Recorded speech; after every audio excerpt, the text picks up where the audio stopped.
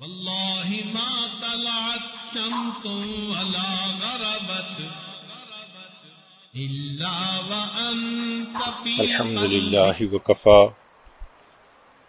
وسلام على عباده الذين اصطفى أما بعد أعوذ بالله من الشيطان الرجيم بسم الله الرحمن الرحيم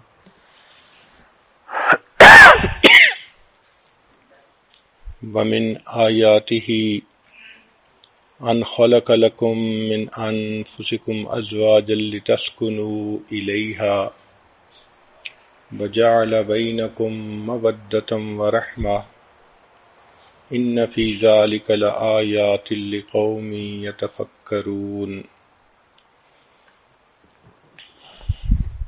سبحان ربك رب العزة عما يصفون وسلام على المرسلين والحمد لله رب العالمين اللهم صل على سيدنا محمد وعلى آل سيدنا محمد وبارك وسلم۔ اللہ رب العزت کا لاکھ لاکھ احسان کہ اس کریم پروردگار نے ایک مرتبہ پھر صحت اور سلامتی کے ساتھ ایمان کی حفاظت کے ساتھ رمضان المبارک کا یہ بابرکت وقت عطا فرما دیا۔ ہم اللہ رب العزت کا جتنا شکر ادا کریں وہ تھوڑا ہے۔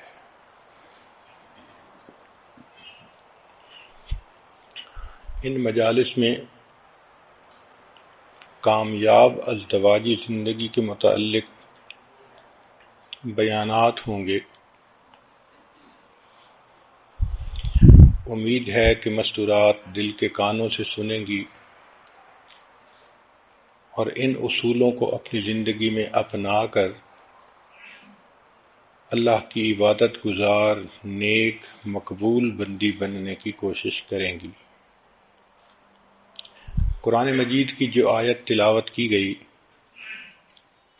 ارشاد باری تعالی ہے وَمِنْ آیَاتِهِ ان خلق لکم من انفسکم ازواجا لتسکنوا الیہا، اور اللہ تعالیٰ کی یہ نشانیوں میں سے ہے کہ اس نے تم سے تمہارے ہی لیے جوڑا بنایا تاکہ تم اس سے سکون حاصل کرو۔ شادی کیا ہوتی ہے؟ ایک مرد اور ایک عورت کے درمیان شرعی گواہوں کی موجودگی میں اللہ کے نام پر معاہدہ ہونا، اس کو شادی کہتے ہیں۔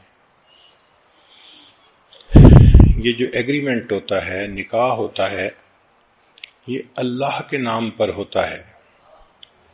اللہ تعالیٰ ہی کا نام اتنا اچھا ہے کہ وہ حرام کو حلال کر دیتا ہے۔ آپ دیکھیں، قربانی کے جان پر اللہ کا نام نہ لیا جائے تو وہ حرام۔ اسی طرح مرد اور عورت کے تعلق کے درمیان اللہ کا نام آئے گا تو عورت حلال ہوگی، وگرنہ دونوں کا ملنا ایک دوسرے کے ساتھ حرام ہوگا۔ قربان جائیں اس پروردگار کے نام پر کہ جس کا نام اتنی برکتوں والا، فرمایا وَاتَّقُوا اللَّهَ الَّذِي تَسَاءَلُونَ بِهِ وَالْأَرْحَامَ۔ دیکھا، اللہ کے نام پر عورت مرد کے لیے حلال ہوتی ہے، مرد عورت کے لیے حلال ہوتا ہے۔ تو اس شادی خانہ آبادی میں اس اللہ کو نہ بھولیں جس پروردگار کی وجہ سے دونوں میاں بیوی بنے۔ نکاح سے پہلے دونوں ایک دوسرے کے لیے غیر محرم تھے۔ لڑکے کے لیے لڑکی کو دیکھنا حرام، لڑکی کے لیے لڑکے کو دیکھنا حرام۔ اتنی اجنبیت، دوری۔ اللہ کا نام درمیان میں آیا، اتنے قریب ہو گئے کہ اب وہ بیوی سب اپنوں سے بڑی اپنی بن گئی۔ شریکہ حیات بن گئی. اس لیے شادی کے مقاصد ذہن میں رکھنے ضروری ہیں کہ یہ ایک بندھن ہے جو ایک مرد اور عورت کے درمیان ہوتا ہے گواہوں کی موجودگی میں اللہ کے نام پر. کہتے ہیں کہ wedding rings are the world's smallest handcuffs, کہ یہ جو ویڈنگ کی رنگ ہوتی ہے یہ دنیا کی سب سے چھوٹی ہتھ کڑی ہوتی ہے. دونوں ایک بندھن میں بندھ جاتے ہیں. قرآن مجید میں اللہ تعالیٰ فرماتے ہیں وَأَخَذْنَ مِنْكُمْ مِيثَاقًا غَلِيظًا، اور وہ تم سے ایک پکا عہد لے چکی ہیں، کمٹمنٹ لے چکی ہیں. چنانچہ شادی کے مقاصد میں سب سے پہلا مقصد ہے گناہوں سے بچنا. خاوند بیوی کے ذریعے گناہوں سے بچے اور بیوی خاوند کے ذریعے سے گناہوں سے بچے. یہ شادی کے مقاصد میں سے سب سے پہلا مقصد ہے. اور دوسرا مقصد ہے ایمان کو مکمل کرنا، کیونکہ نبی علیہ السلام نے ارشاد فرمایا النکاح نصف الایمان، نکاح آدھا ایمان ہے. شادی سے پہلے انسان جتنا ہی نیک بن جائے ابھی آدھے ایمان پر عمل کر رہا ہے. نکاح ہونے کے بعد اب ایمان کی تکمیل ہو جاتی ہے. اس لیے اللہ تعالیٰ بندے کے اعمال کا اجر بڑھا دیتے ہیں. حدیث مبارکہ میں ہے کہ شادی سے پہلے ایک نماز پڑھیں تو ایک نماز کا ثواب، اور شادی ہونے کے بعد ایک نماز پڑھیں تو 21 نمازوں کا ثواب. اور بعض روایات میں 42 نمازوں کا ثواب. تو اعمال کا اجر بڑھ جاتا ہے. اس کی کیا وجہ ہے کہ رب کریم یہ فرماتے ہیں کہ میرے بندے پہلے تیرے اوپر صرف حقوق العباد تھے، ایک نماز کا اجر ایک ملتا تھا کہ صرف حقوق اللہ تھے. اب تیرے اوپر حقوق العباد بھی آ گئے. ان حقوق العباد کو پورا کرتے ہوئے جب تم میرے حقوق کو بھی پورا کرو گے میں پروردگار اعمال کی قیمت بڑھا دوں گا. تو شادی کے مقاصد میں سے پہلا میاں بیوی ایک دوسرے کے ذریعے سے گناہوں سے بچیں، اور دوسرا ایمان کی تکمیل ہو، اعمال کا اجر بڑھ جائے. تیسرا کہ دونوں کو عزت مل جائے. جب شادی ہو جاتی ہے تو خاوند بیوی کے لیے عزت کا سبب بنتا ہے، بیوی خاوند کے لیے عزت کا سبب بنتی ہے. پھر چوتھا مقصد محبت کا ملنا، کہ میاں بیوی دونوں ایک دوسرے کو محبتیں دیتے ہیں، محبتیں تقسیم کرتے ہیں اور محبتوں بھری زندگی ہوتی ہے. پھر پانچواں مقصد ہے شریک حیات کا ملنا، کہ انسان زندگی کا ساتھی پا لیتا ہے. زندگی کے حالات کے اتار چڑھاؤ میں کوئی اس کا اپنا ہوتا ہے، وہ ایک دوسرے کے ساتھ شیئر کر سکتے ہیں. وہ دونوں مل کر زندگی کے غموں کا بوجھ اٹھا سکتے ہیں. پھر چھٹا مقصد ہوتا ہے اولاد کا ہونا. چنانچہ فطری خواہش ہے ہر انسان کی کہ اولاد ہو. اس لیے انبیاء کرام جیسی بزرگ ہستیاں بھی اللہ سے اولاد کے لیے دعائیں مانگتی رہیں. حضرت زکریا علیہ السلام نے دعا مانگی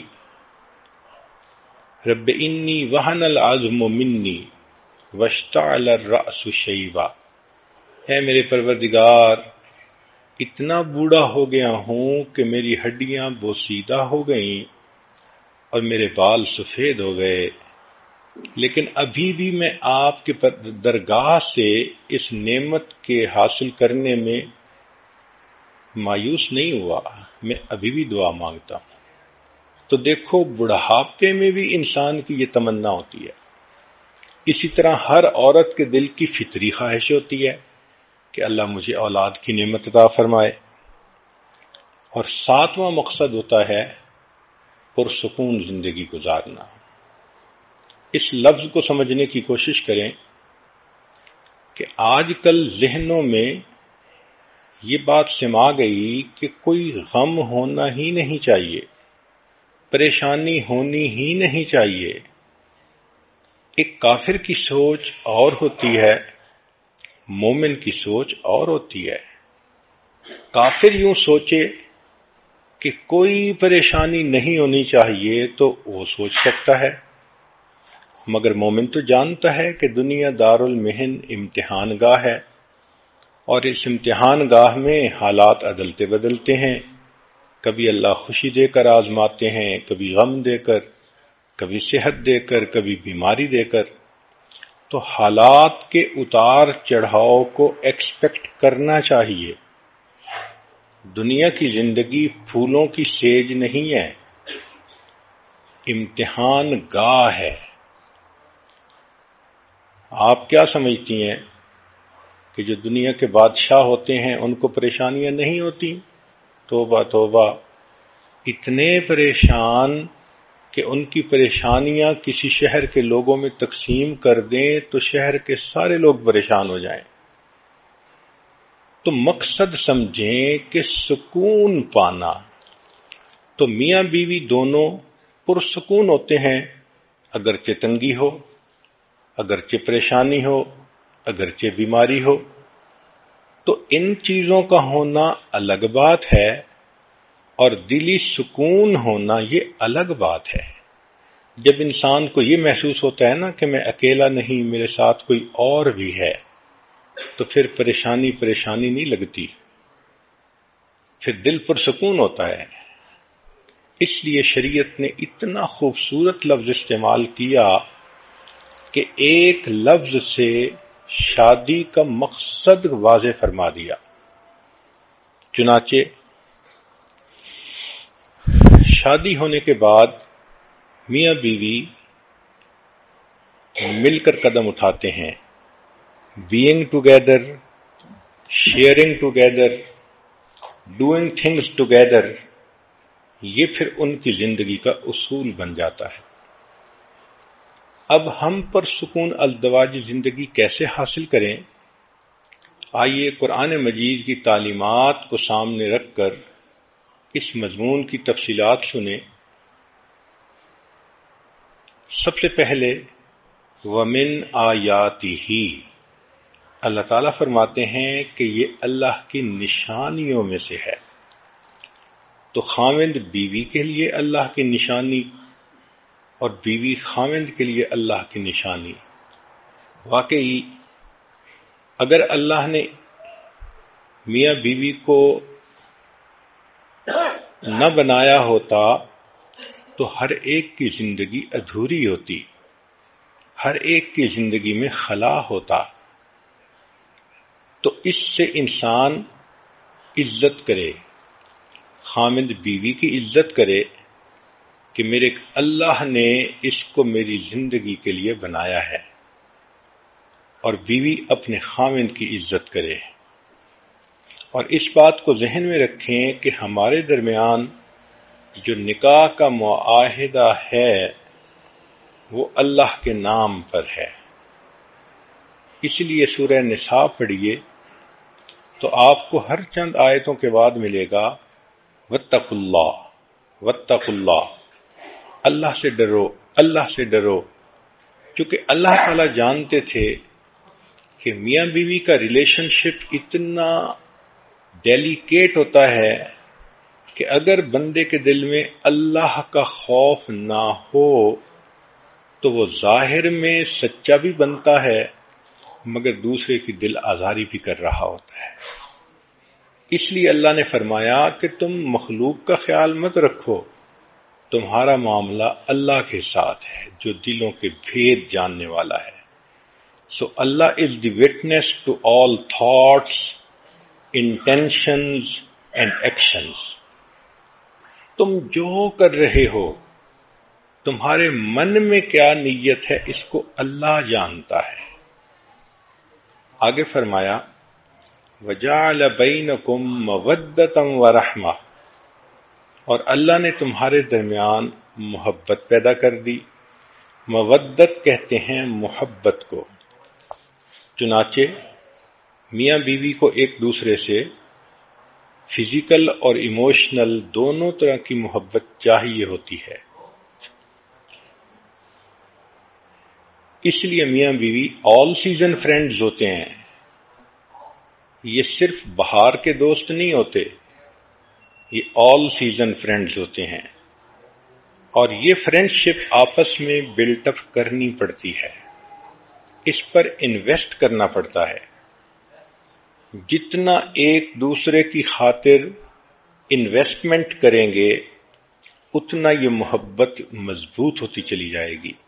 ایک دوسرے کو ٹائم دینا، ایفرٹس دینا، کیئر دینا، سپورٹ دینا، ایک دوسرے کے کام کرنا، ایک دوسرے کی ضروریات زندگی میں دلچسپی لینا، اس سے شادی کا بندھن مضبوط ہو جاتا ہے. یوں سمجھ لیں کہ میاں بیوی کا ایک ایموشنل بینک اکاؤنٹ ہوتا ہے.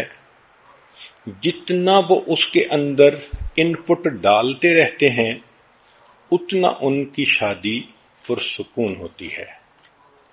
Love is directly proportional to investment.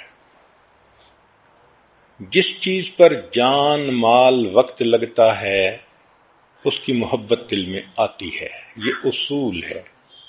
اس کی مثال سن لیجئے.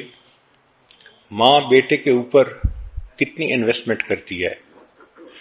24 گھنٹے کی خادمہ، پہلے کھلاتی ہے بعد میں کھاتی ہے، پہلے پلاتی ہے بعد میں پیتی ہے، پہلے بچے کو سلاتی ہے بعد میں خود سوتی ہے.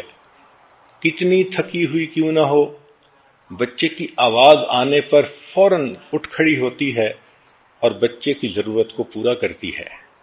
تو جب ماں بیٹے کو دودھ پلاتی ہے، اس کی کیئر کرتی ہے، لک آفٹر کرتی ہے، اتنا اس پر انویسٹمنٹ کرتی ہے تو بچے کی محبت بھی اس کے دل میں آ جاتی ہے. اتنی ٹچی ہوتی ہے، اپنی تکلیف گوارا کر لیتی ہے، بچے کی تکلیف اس سے گوارا نہیں ہوتی. انسان تو انسان، جانوروں میں بھی ہم نے دیکھا کہ مدر اپنے بیبی کے بارے میں کتنی پوزیسو ہوتی ہے، پروٹیکٹیو ہوتی ہے. اس کی بنیاد کیا کہ ماں کی انویسٹمنٹ ہوئی ہوتی ہے.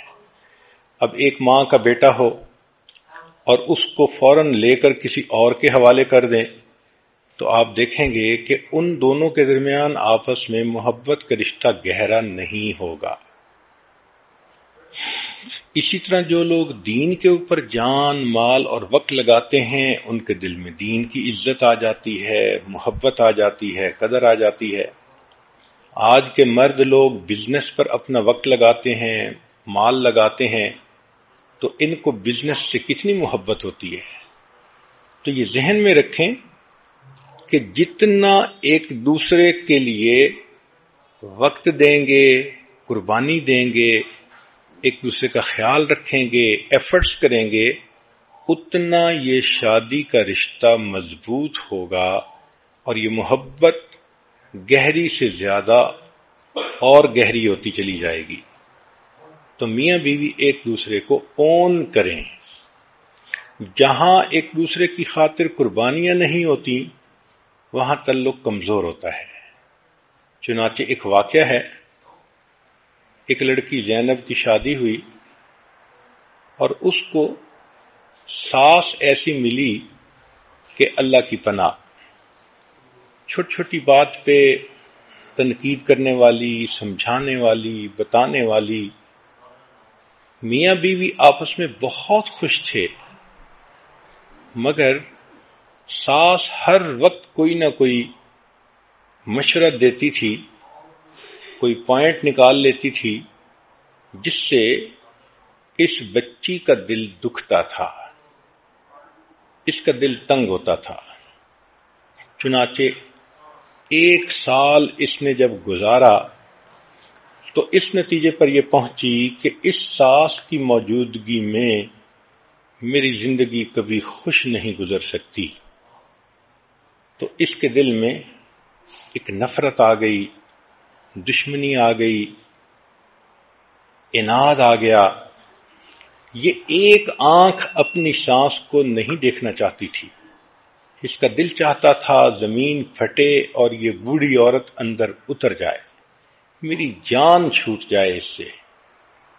ایک دن یہ بیمار تھی تو حکیم کے پاس گئی دوائی لینے کے لیے، تو وہاں اس کے دل میں شیطان نے یہ بات ڈالی کہ کیوں نہ حکیم صاحب سے میں کوئی ایسی دوائی لے لوں کہ جس کی وجہ سے میری ساس مر ہی جائے، میری جان چھوٹ جائے۔ چنانچہ اس نے رو دھو کر حکیم کو بتایا، میں بہت دکھی ہوں، میں بہت پریشان ہوں، آپ میری ہیلپ کریں، مجھے کوئی دوائی ایسی دیں جو میں ساس کو کھلاؤں اور میری جان چھوٹ جائے۔ حکیم سمجھدار تھا، اس نے کہا بہت اچھا، میں تمہیں دوائی تو دے دیتا ہوں، لیکن ایک بات ذہن میں رکھنا کہ اگر ایسی دوائی دی کہ فوری اثر کرے تو تمہارے نام لگ جائے گا، تمہارے اوپر لوگ شک کریں گے، تم اس کے قتل کرنے والی بن جاؤ گی۔ اس نے کہا بات تو ٹھیک ہے۔ تو حکیم نے کہا کہ میں ایک ایسی دوائی دیتا ہوں کہ جو سلو پوائزن ہے، اس میں 1 سال لگے گا اور 1 سال میں یہ عورت اندر سے اتنی کمزور ہو جائے گی کہ مر ہی جائے گی۔ وہ بہت خوش ہو گئی کہ اچھا آپ ایسی دوائی مجھے دے دیں۔ چنانچہ حکیم نے ایک دوائی دے دی اور کہا کہ اس کو وقتاً فوقتاً کھلاتی رہنا، اور 1 سال کا عرصہ ہے، تمہاری جان چھوٹ جائے گی۔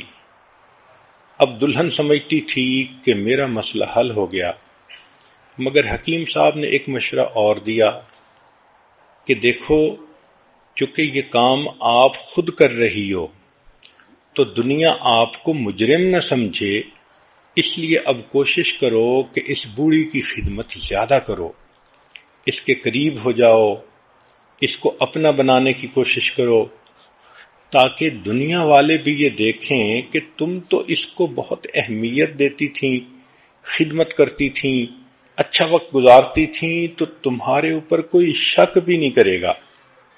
اس کو یہ بات بھی اچھی لگی، چنانچہ یہ آئی۔ اب اس نے اس کو اپنی ساس کو وہ دوائی دینی شروع کر دی، مگر ایک تبدیلی یہ آئی کہ اس نے ساس کو اب ذرا زیادہ وقت دینا شروع کر دیا، ان کی خیال رکھتی، ان کی بات مانتی، ان کا دل خوش کرنے کی کوشش کرتی کہ تاکہ ساس بھی کہے کہ اس نے مجھے بہت محبت دی، اور خامد بھی یہی سمجھے کہ میری بیوی نے تو اس کی خدمت کرنے میں کوئی کمی نہیں چھوڑی۔ وہ اچھا بننا چاہتی تھی تاکہ قتل کا الزام اس کے سر پر نہ آئے۔ 1 سال اس نے خوب محنت کی اور اپنی ساس کی خدمت کر کے اپنے خامند کو بھی خوش کیا، ساس کو بھی خوش کیا۔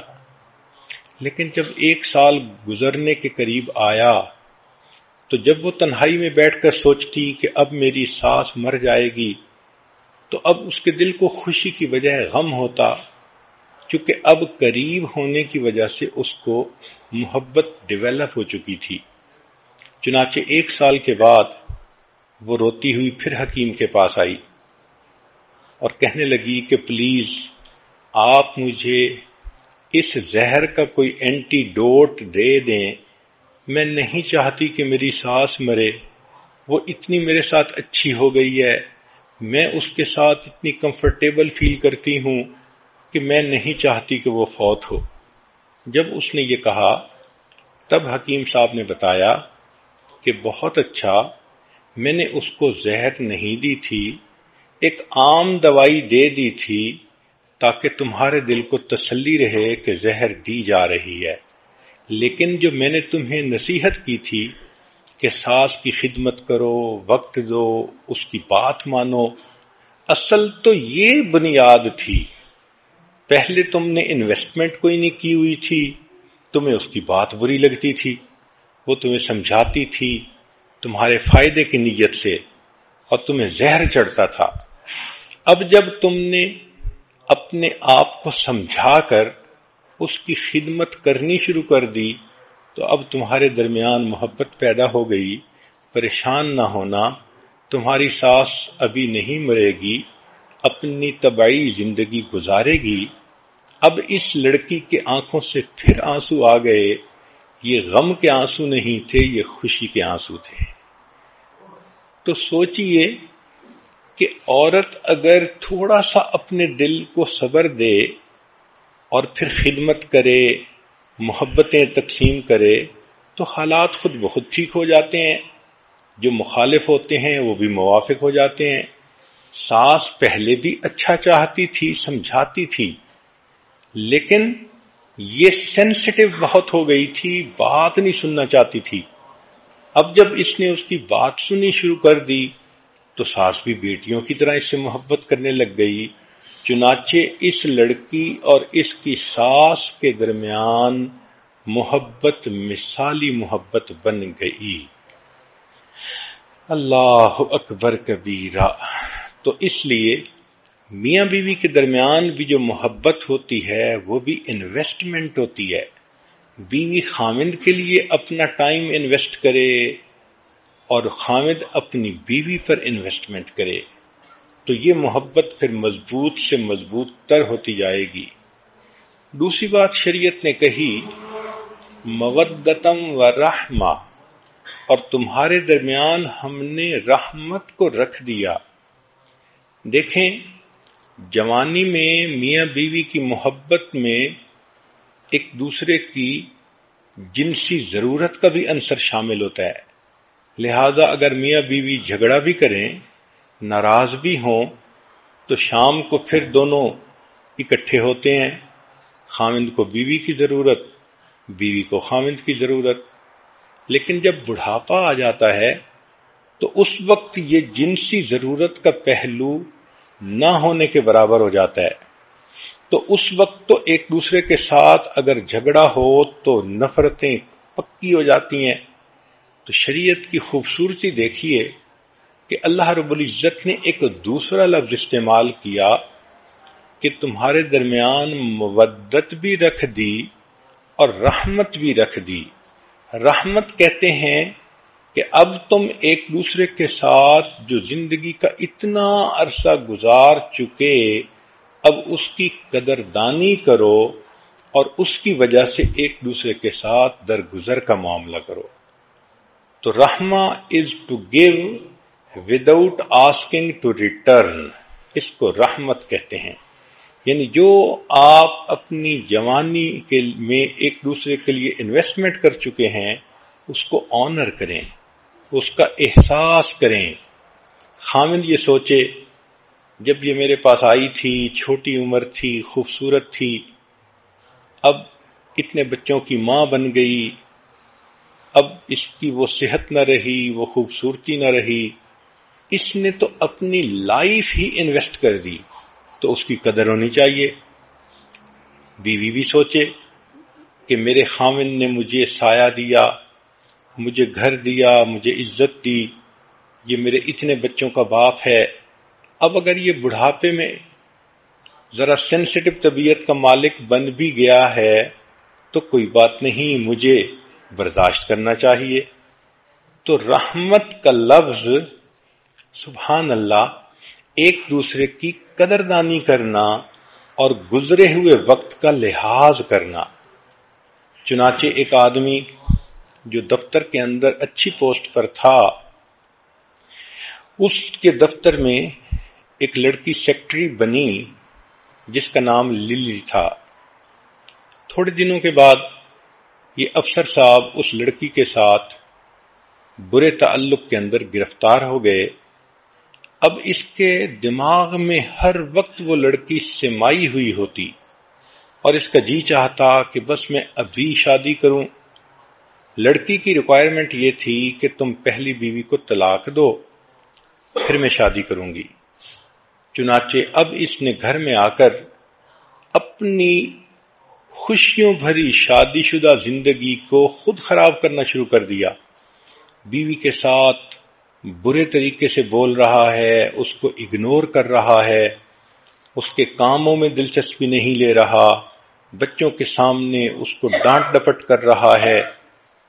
اب بیوی پریشان کہ اس کو ہو کیا گیا، یہ تو اتنا اچھا خامن تھا، اچانک کیا اس میرے اندر تبدیلی آ گئی کہ آنکھیں ہی بدل گئیں۔ چنانچہ اپنی طرف سے تو اس نے ہر ممکن کوشش کی خوش کرنے کی، مگر یہ بندہ تو خوش ہونا ہی نہیں چاہتا تھا، اس کی نیت ہی بد تھی۔ یہ چاہتا تھا میں اس کو طلاق دوں اور اس کے بدلے نئی چنچل اتنی خوبصورت لڑکی وہ میری بیوی بن جائے گی۔ چنانچہ جب خوب گھر کے اندر فساد مچا تو ایک دن بیوی نے اس سے پوچھا کہ دیکھو ہماری زندگی کے 25 سال اتنے اچھے گزر گئے، اب کیا مسئلہ بن گیا؟ تو اس نے کہا کہ اصل میں تمہیں طلاق دینا چاہتا ہوں اور میں اور شادی کرنا چاہتا ہوں۔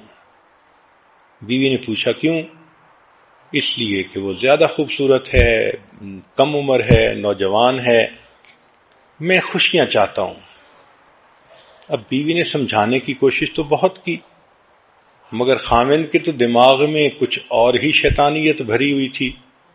اس نے کہا دیکھو مجھے تو طلاق دینی ہے اور تم سے جان چھڑانی ہے، اور میں اپنی خوشی کی خاطر دوسری شادی کر کے ہی رہوں گا۔ جب بیوی نے محسوس کر لیا کہ یہ بندہ اپنے دل میں ایک فیصلہ کر چکا ہے تو اس نے کہا کہ اچھا آپ کیا چاہتے ہیں؟ خامن نے کہا کہ چونکہ میرے پاس تنخواہ بہت ہے، مال و دولت ہے، میں تمہیں یہ گھر بھی دے دیتا ہوں اور میں تمہیں گاڑی بھی دے دیتا ہوں اور اتنا ماہانہ خرچہ بھی تمہارا میں طے کر دیتا ہوں، تم بچوں کے ساتھ اس گھر میں رہو، ان کو پالو، البتہ مجھ سے طلاق لے لو تاکہ میں دوسری شادی کر کے اس نئی بیوی کے ساتھ خوشیوں بھرا دن گزاروں۔ بیوی تھوڑی دیر خاموش رہی، پھر کہنے لگی کہ اچھا میری شرط یہ ہے کہ نہ مجھے مکان چاہیے، نہ مجھے تمہارا ماہانہ خرچہ چاہیے اور نہ مجھے تمہاری گاڑی چاہیے۔ اس نے کہا پھر کیا چاہیے؟ اس نے کہا کہ بس میری شرط یہ ہے کہ تم مجھے محبت بھرا 1 مہینہ دے دو اور اس 1 مہینے میں اس طرح محبت سے رہو جیسے ہم اس وقت محبت سے رہتے تھے جب ہماری شادی ہوئی تھی، ابتدائی دنوں میں۔ خامن نے کہا کہ یہ تو بہت آسان کام ہے، 1 مہینہ اس کو محبتیں دو، پیار دو اور پھر جان ہی چھوٹ جائے گی۔ چنانچہ خامن نے اس کے ساتھ یہ عہد کر لیا۔ اب چونکہ میاں بیوی میں عہد تھا تو بیوی نے اسے کہا کہ دیکھو جب شادی ہوئی تھی میں دلہن تھی، آپ ایسے آتے تھے، ایسے بیٹھتے تھے، ایسے بات کرتے تھے، میں بھی آپ سے ایسے بات کرتی تھی، لہذا ہم نے یہ مہینہ اسی حالت میں گزارنا ہے۔ خامن نے کہا بہت اچھا۔ چنانچہ دونوں نے آپس میں خوب گرم جوشی کا اظہار کیا، محبتوں کا اظہار کیا، میل ملاپ کیا، باتیں کیں، بیٹھے، اور جیسے ہنی مون کا وقت ہوتا ہے دونوں نے اس طرح وقت فارغ کر لیا۔ اب جب کچھ دن گزرے تو خامن نے یہ دیکھا کہ یہ بیوی 25 سال پہلے جب میرے پاس آئی تھی کتنی خوبصورت تھی، کتنی سمارٹ تھی، کتنی اچھی تھی، اب 25 سال کے بعد یہ 5 بچوں کی ماں بن گئی. اب صحت بھی اس کی کمزور ہو گئی، کچھ بینائی بھی کمزور ہو گئی، بلڈ پریشر کی مریضہ بھی بن گئی. اب معدے کے السر کا بھی مسئلہ ہے. اب یہ بیچاری جب اکیلی رہے گی تو خاوند کے بغیر اس کی زندگی کیسی ہوگی؟ کیونکہ دونوں قریب وقت گزار رہے تھے تو خاوند نے ایسا سوچنا شروع کر دیا. تو پہلے تو وہ اپنے خیالات کو جھٹک دیتا اور یہی سوچتا کہ نہیں، میں نے دوسری لڑکی سے شادی کرنی ہے. لیکن قریب رہنے سے محبتیں بڑھتی ہیں، اپنائیت ہوتی ہے، احساس ہوتا ہے انسان کو. جتنا بھی کوئی پتھر دل ہو اس کو بھی محسوس ہوتا ہے. چنانچہ 1 مہینہ جب قریب رہے تو آخری دن بیوی یہ ایکسپیکٹ کر رہی تھی کہ آج مجھے طلاق کا کاغذ مل جائے گا، لیکن آخری دن فلورسٹ کی طرف سے پھولوں کا ایک گلدستہ آیا اور اس گلدستے پر خاوند کی طرف سے یہ پیغام لکھا ہوا تھا کہ جس طرح میں نے محبت بھرا یہ مہینہ تمہارے ساتھ گزارا، میں زندگی کے باقی دن بھی اسی طرح محبت سے گزاروں گا، میں دوسری شادی نہیں کروں گا. تو یہ آپس میں ایک دوسرے کے ساتھ انویسٹمنٹ ہوتی ہے. محبت ایک دوسرے کی خاطر قربانی کرنے کا دوسرا نام ہے. اس لیے شریعت نے مودت کا لفظ بھی استعمال کیا اور رحمت کا لفظ بھی استعمال کیا کہ جب بچے جوان ہو جائیں تو اب میاں بیوی کو ایک دوسرے کے ساتھ نفرتوں کی زندگی نہیں گزارنی، بلکہ ایک دوسرے کے ساتھ احساس کرنا ہے، محبتوں بھری زندگی گزارنی ہے. اب بغیر ریٹرن کے دوسرے کو کچھ دینا ہے. اس لیے کہتے ہیں کہ you can give without loving but you can not love without giving. جب محبت ہوتی ہے تو انسان بڑھاپے میں ریٹرن کے بغیر بھی دوسرے کو محبتیں دیتا جاتا ہے. یہ جو گیونگ کی انجوائمنٹ ہے یہ کچھ اور ہوتی ہے. اس لیے بڑھاپے میں ایک دوسرے کی کوتاہیوں سے، کمزوریوں سے درگزر کرنا اور برداشت کر لینا، اس لیے شریعت نے رحمت کا لفظ استعمال کیا. کہتے ہیں کہ a good marriage is the union of 2 فارگیورز، یعنی بیوی خاوند کی کوتاہیوں سے درگزر کرے، خاوند بیوی کی کوتاہیوں سے درگزر کرے. پھر شریعت نے کہا لِتَسْكُنُوا إِلَيْهَا، تاکہ تم سکون پاؤ. اب یہ سکون جو ہے انسان کو تب ملتا ہے جب دونوں نیک بن کر ایک دوسرے کے ساتھ محبت بھری زندگی گزارتے ہیں. یہاں بعض مفسرین نے ایک عجیب نکتہ لکھا ہے. وہ کہتے ہیں کہ عربی زبان میں ہر حرف کے اوپر ایک حرکت ہوتی ہے، ضمہ، فتحہ، کسرہ. ہم اردو میں کہہ دیتے ہیں زبر، زیر اور پیش، اور جس پر کوئی حرکت نہ ہو اس کو کہتے ہیں کہ اس کے اوپر سکون ہے. تو اس کا مطلب یہ کہ سکون زندگی میں ہو. گویا میاں بیوی یہ عہد کریں کہ ہم ایک دوسرے کے ساتھ ایک بندھن میں بندھ گئے، اب ہم کسی غیر کے ساتھ کوئی حرکت نہیں کریں گے جو ہماری زندگی کو خراب کرے. ہم ایک دوسرے کے لیے مخصوص ہو گئے ہیں، بکنگ ہو گئی ہے ہماری ایک دوسرے کے لیے. اگر اس سکون کو اردو کا لفظ سمجھ لیں تو اردو میں کہتے ہیں خوشی ہونا، دل میں پریشانی کا نہ ہونا، اس کو سکون کہتے ہیں. یعنی خامد اتنا اچھا بنے کہ بیگم بے غم بن جائے، اور بیوی اتنی اچھی بنے کہ مرد اس کا ہمدرد بن جائے. دونوں کی زندگی بندگی بن جائے، اس کو سکون کہتے ہیں. اس لیے شریعت نے کہا کہ گھر میں سکون ملتا ہے، بیوی سے سکون ملتا ہے، رات میں سکون ملتا ہے۔ وَجَعَلَ اللَّيْلَ سَكَنًا، بیوی کے بارے میں فرمایا لِتَسْكُنُوا إِلَيْهَا، گھر کے بارے میں فرمایا وَسَكَنْتُمْ فِي مَسَاكِنِكُمْ۔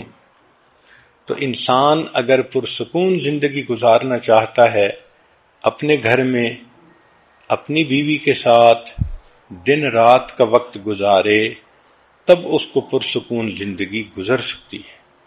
جو شادی شدہ لوگ سڑکوں پر چوراہوں میں سکون ڈھونڈتے پھرتے ہیں وہ بیچارے قابل رحم ہوتے ہیں، ان کو شیطان نے بہکایا ہوتا ہے، وہ دھوکہ کھائے ہوئے لوگ ہوتے ہیں۔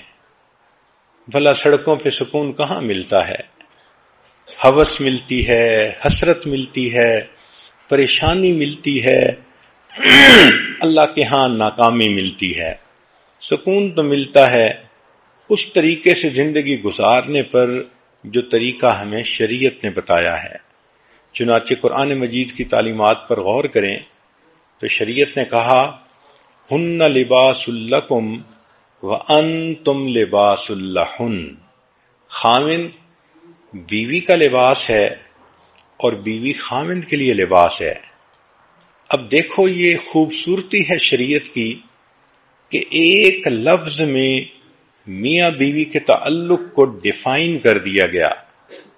دنیا کے بڑے بڑے ادیبوں سے پوچھا گیا کہ میاں بیوی کے تعلق کو تم ذرا قلم کے ذریعے سے واضح کرو، تو کسی نے کہا میاں بیوی زندگی کے دو ساتھی ہیں، کسی نے کہا گاڑی کے دو پہیے ہیں، کسی نے کچھ کہا، کسی نے کچھ کہا، مگر جو ان کے درمیان صحیح تعلق تھا اس کو وہ فکروں میں بھی واضح نہ کر سکے۔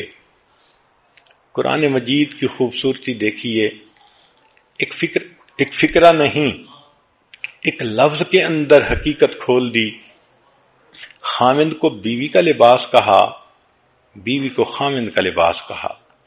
نکتہ کیا ہے کہ لباس سے انسان کے عیب چھپتے ہیں، بیوی کے عیب خاوند کی وجہ سے چھپتے ہیں، خاوند کے عیب بیوی کی وجہ سے چھپتے ہیں۔ پھر سردی گرمی میں انسان کپڑوں سے اپنا بچاؤ کرتا ہے، اسی طرح زندگی کی سردی گرمی میں بیوی خاوند کے ذریعے سے پروٹیکشن لیتی ہے، خاوند کو بیوی کے ذریعے سے پروٹیکشن ہوتی ہے۔ پھر انسان کپڑے پہنتا ہے تو خوبصورت نظر آتا ہے۔ عورت کی تو بات ہی اور ہے کہ اللہ نے اس میں بہت حیا رکھی ہوتی ہے۔ مرد ہی کو سوچ لیں کہ اگر اس کو کوئی کہہ دے کہ ہم تمہیں بے لباس کر دیں گے تو مرد کا جی چاہتا ہے کہ زمین پھٹ جاتی، میں اندر اتر جاتا اس سے پہلے کہ میرا لباس کوئی میرے جسم سے اتارے۔ تو لباس کے بغیر انسان دوسرے کے سامنے آنا گوارا نہیں کرتا، لباس سے اس کو زینت ملتی ہے۔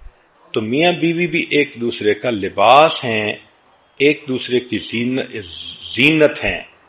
اور پھر ایک اور اچھا اور خوبصورت معنی مفسرین نے یہ بھی بیان کیا کہ انسان کے جسم کے سب سے زیادہ قریب اس کا لباس ہوتا ہے۔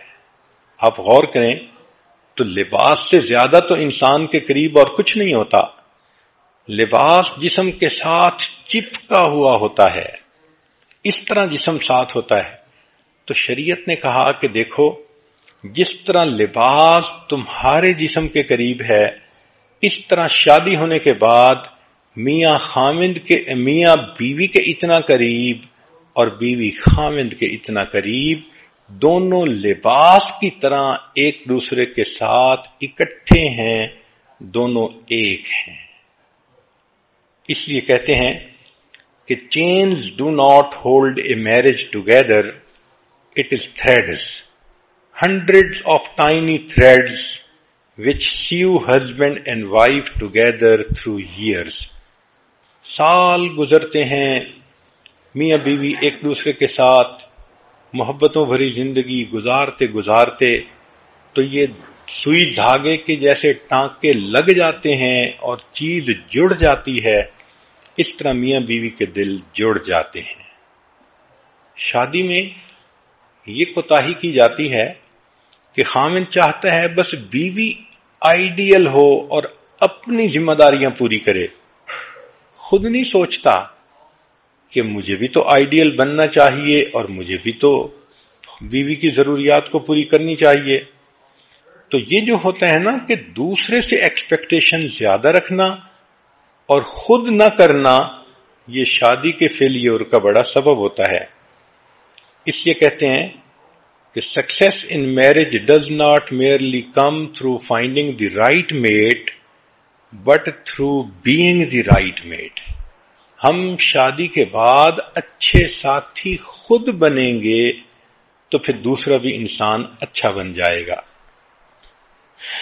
اللہ اکبر کبیرہ۔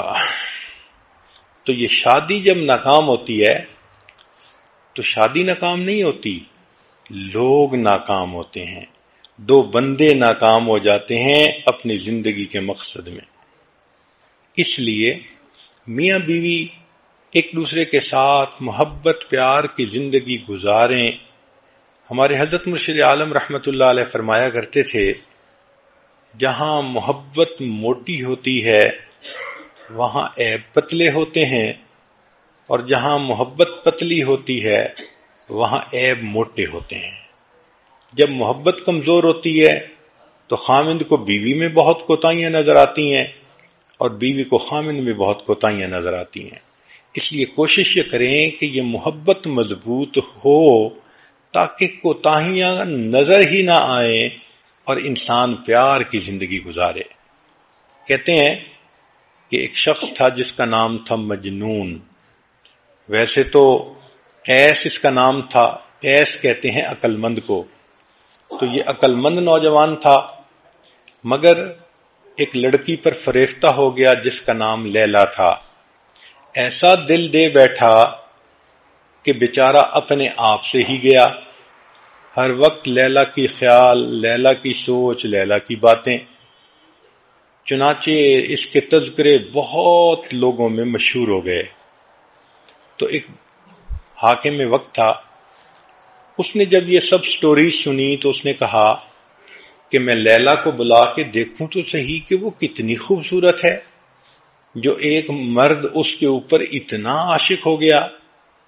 جب اس نے اس کو بلایا تو دیکھا کہ وہ تو عام ایوریج لڑکی کی طرح تھی، تو اس نے اسے کہا کہ تو اتنی خوبصورت تو نہیں ہے۔ تو فارسی میں شاعر نے اس کو یوں کہا کہ از دیگر خوباں تو افزون نیستی، کہ تو باقی نازنینوں سے زیادہ خوبصورت نہیں، گفت خامش کیوں تو مجنون نیستی۔ لیلا نے جواب دیا، خاموش رہو، یہ بات تم اس لیے کر رہے ہو کہ تم مجنو نہیں ہو، میرا حسن دیکھنے کے لیے مجنو کی آنکھ چاہیے۔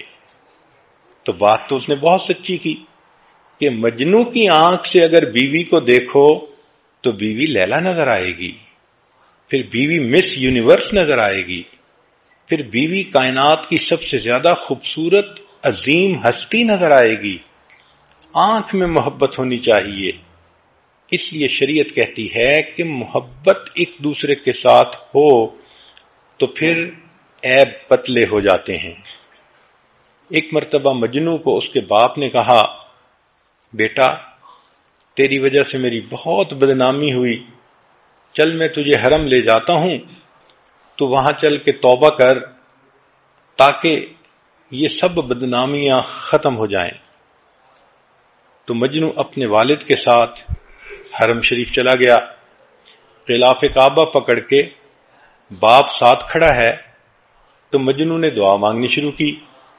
اب والد نے تو یہ کہا تھا کہ دعا مانگ اور لیلا کی محبت سے ہمیشہ کے لیے جان چھڑا، تو مجنو نے غلاف کعبہ پکڑ کر دعا مانگی، الہی الہی تبت من کل المعاصی ولیکن حب لیلا لا اتوب، اے اللہ میں ہر گناہ سے توبہ کرتا ہوں مگر لیلا کی محبت سے توبہ نہیں کرتا۔ اور ساتھ یہ بھی کہا کہ الہی لا تسلبنی حبہا ابدا، اے اللہ اس کی محبت کبھی میرے دل سے نہ نکالنا. وَيَرْحَمَ اللَّهُ عَبْدًا قَالَ آمِينَ، اور اللہ میری دعا پر جو آمین کہہ دے اس بندے کے گناہ بھی معاف کر دینا. تو جب محبت ہوتی ہے تو انسان کی آنکھ کچھ اور دیکھتی ہے. شریعت نے ہمیں یہ کہا کہ میاں بیوی ایک دوسرے کو مجنو اور لیلا کی آنکھ سے دیکھیں تو غلطی کوتاہیاں نظر ہی نہیں آئیں گی اور ایک دوسرے کے ساتھ اچھی زندگی گزرے گی. اسی لیے حدیث مبارکہ میں آتا ہے کہ اللہ رب العزت نے اما حوا کو آدم علیہ السلام کی پسلیوں سے پیدا کیا. اللہ اکبر، نبی علیہ السلام نے بتلایا. یہاں نکتے کی بات یہ ہے کہ سر سے نہیں بنایا کہ اس کو سر پہ نہ بٹھا لینا، اور پاؤں سے نہیں بنایا کہ اس کو پاؤں کی جوتی نہ سمجھ لینا. اللہ نے پسلی سے عورت کو بنایا کہ یہ تمہارے دل کے قریب رہے اور تم اس سے محبت بھری زندگی گزارو. اس لیے کہتے ہیں کہ true love does not consist of holding hands, it consist of holding hearts together. دل جڑتے ہیں تو گھر آباد ہو جاتے ہیں، جس طرح اینٹیں جڑتی ہیں تو مکان بن جاتے ہیں. پھر شریعت نے دیکھو ایک اور خوبصورت اصول بنایا، الرجال قوامون علی النساء، کہ اللہ نے گھر کے اندر مرد کو قوام بنایا ہے، امیر بنایا ہے. جس طرح ایک آفس ہو، چند بندے کام کرتے ہوں تو ایک کو مینیجر بنا دیتے ہیں، تو شریعت نے بھی مرد کو گھر کا مینیجر بنا دیا اور بیوی کو کہا کہ تم اس کی ماتحت ہو، اس کی بات مان کر چلو گی تو تمہاری زندگی میں برکتیں ہوں گی.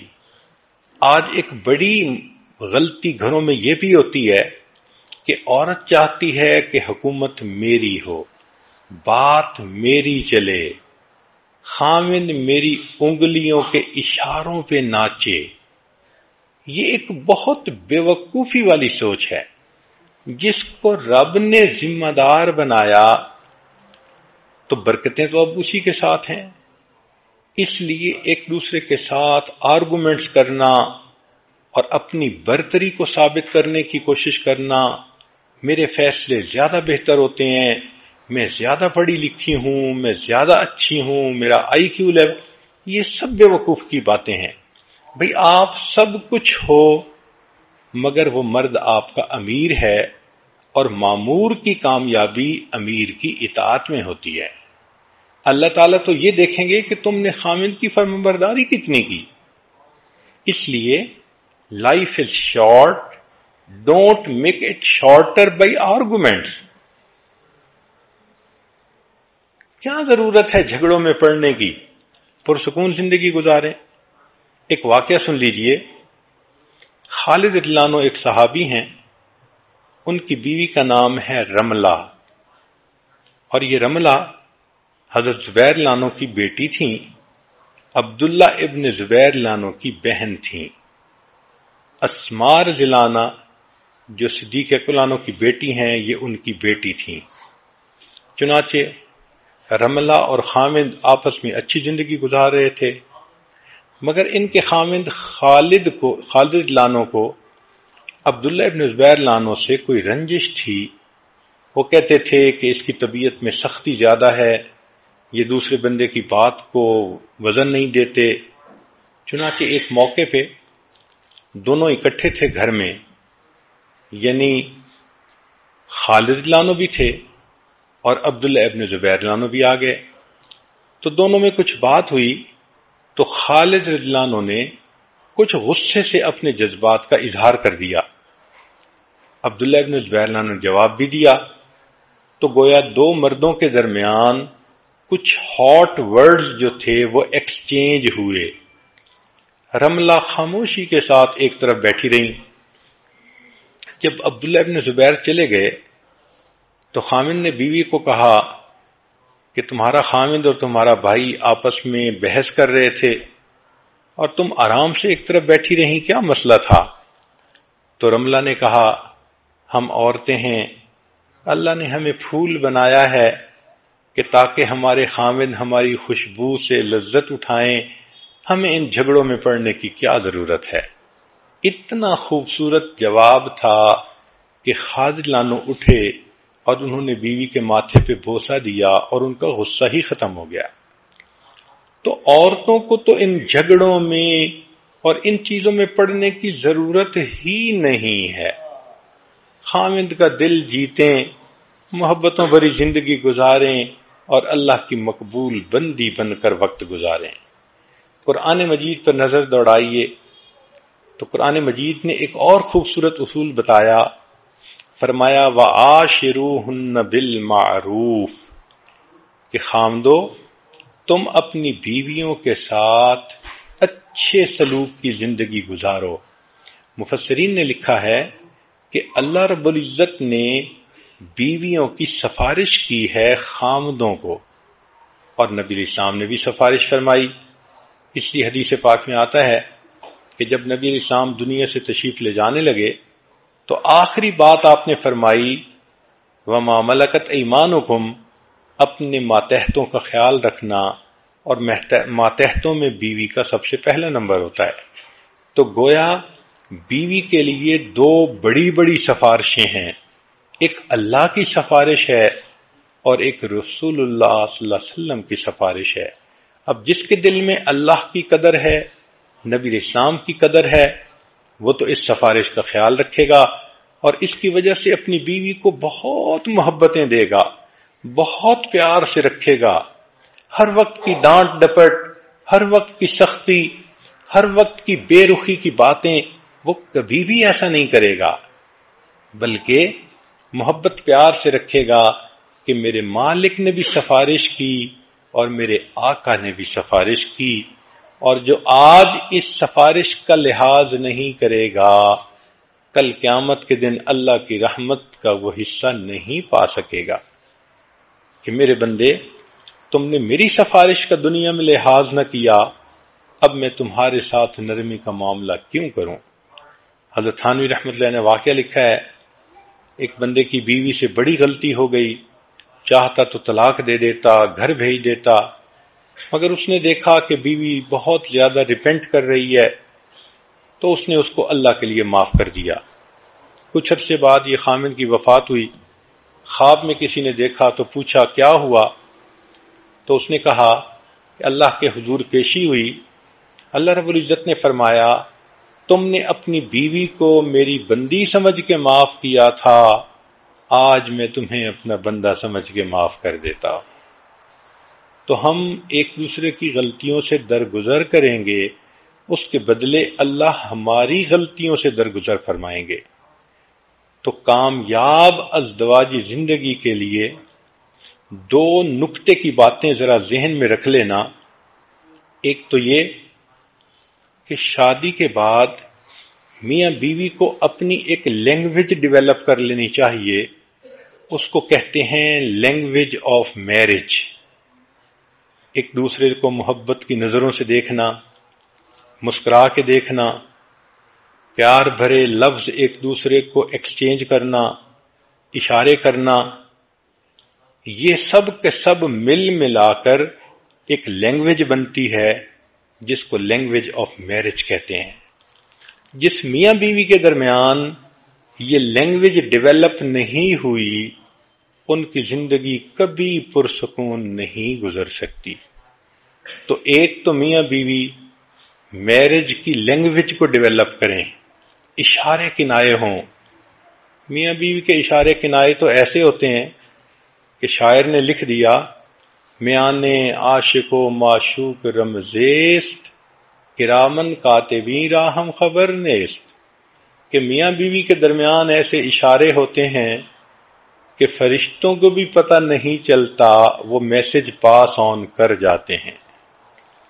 تو ایک تو اس لینگویج کا ڈیولپ ہونا ضروری ہے، اور دوسرا جیسے آپ مختلف مضمون سکول میں پڑھتی ہیں، سائنس کا مضمون، کیمسٹری کا مضمون، فزکس کا مضمون، تو آج آپ کو ایک مضمون پڑھائیں جس کو کہتے ہیں arithmetic of marriage. Arithmetic of marriage یعنی شادی کا یہ الجبرا ہے. اس الجبرے کا قانون کیا ہے کہ 1+1 is everything. یعنی میاں اور بیوی دونوں اکٹھے ہیں تو سب کچھ ہے، اور 2-1 is nothing. کہ اگر دو ہیں مگر الگ ایک کو کر دیں تو پیچھے کچھ بھی نہیں بچتا. تو یہ ارتھمیٹک کی ایکویشن یاد کر لیں کہ 1+1 is everything اور 2-1 is nothing. اب لب لباب آج کی گفتگو کا کہ اگر میاں بیوی چاہتے ہیں کہ ایک دوسرے کے ساتھ پرسکون ازدواجی زندگی گزاریں تو اس کا طریقہ یہ ہے کہ دونوں اللہ کے فرما بردار بندے بن کر زندگی گزاریں. یہ اصول یاد رکھنا، جو خدا کا فرما بردار نہیں وہ بندوں کا فرما بردار کبھی نہیں بن سکتا. جو خدا کا وفادار نہیں وہ بندوں کا وفادار کبھی نہیں بن سکتا. اسی لیے جو نیک نہیں ہوتے خامن بیویوں کے سامنے جھوٹ بولتے ہیں، سبز باغ دکھاتے ہیں، الٹے سیدھے بہانے بناتے ہیں، اندھیرے میں اس کو رکھتے ہیں اور قسمیں کھا کر کہیں نہ کہیں اپنی انوالومنٹ کی زندگی گزار رہے ہوتے ہیں. اور جو بیویاں نیک نہیں ہوتی وہ خامند کے ناک کے نیچے دیا جلا رہی ہوتی ہیں، خامند کے پاس رہتے ہوئے اس سے منافقت کر رہی ہوتی ہیں. تو اصل چیز یہ ہے کہ ہم اللہ کے بندے بنیں گے تو ایک دوسرے کے ساتھ بھی ہم پرخلوص زندگی گزار سکیں گے. لہذا ازدواجی زندگی کامیاب گزارنے کے لیے دونوں نیک بن جائیں تو محبتیں گہری ہو جاتی ہیں. شریعت نے بھی کہا الطیبات للطیبین والطیبون للطیبات. عورت اس چیز کو سمجھنے کی کوشش کرے کہ نیکی کے اندر مقناطیسیت ہوتی ہے. جس طرح مقناطیس مضبوط ہو تو لوہے کے ٹکڑے کو کھینچ کے چپکا لیتا ہے. عورت کے اندر اگر نیکی ہوگی تو خامد کو کھینچ کے وہ چپکا لے گی، مقناطیس بن جائے گی. اس لیے انگریزی کے دو لفظ ہیں، ایک ہے نو NO نو، اس کا مطلب ہوتا ہے نہیں، اور ایک ہے KNOW نو، اس کا مطلب ہوتا ہے جاننا. تو اصول یاد رکھیں کہ نو اللہ نو پیس. جن کی زندگی میں اللہ کا تصور نہیں، وہ من مرضی کرتے ہیں، نفس کی زندگی گزارتے ہیں، ان کی زندگی میں نو پیس، امن آ ہی نہیں سکتا. نو اللہ KNOW، اللہ کو جانو گے تو یو ول نو پیس، پھر تمہیں اللہ تعالیٰ امن کی زندگی بھی عطا فرما دیں گے. تو نیکی پہ اگر میاں بیوی متفق ہو جائیں تو زندگی پرسکون گزرتی ہے. عورتوں کو چاہیے خود بھی نیک بنیں، گھر کے ماحول کو بھی نیکی والا بنائیں، اپنے میاں کو بھی نیکی کی طرف کھینچ لیں. جتنا وہ اللہ کے قریب ہوتا جائے گا اتنا اپنی بیوی کو بھی دل کے قریب کرتا چلا جائے گا.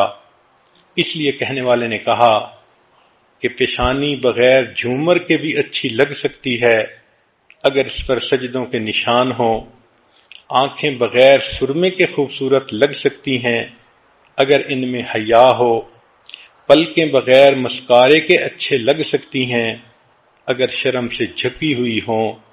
اور قد بغیر ہیل والی جوتی کے بھی اونچا ہو سکتا ہے اگر انسان کی شخصیت میں بلندی ہو. اپنی شخصیت میں بلندی پیدا کریں، اپنے اخلاق کردار کے اندر عظمت پیدا کریں.